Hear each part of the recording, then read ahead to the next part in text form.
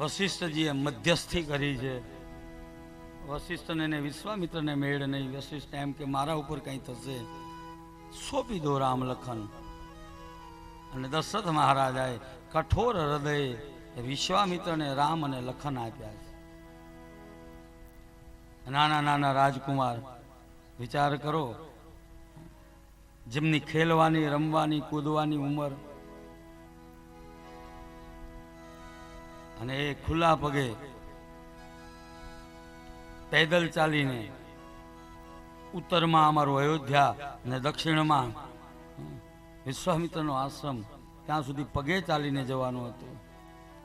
અને ત્યાં કાંઈ રમવા માટે નહીં, રાક્ષસોની સાથે લડાઈ કરવા માટે. છતાંય સોંપી દીધા.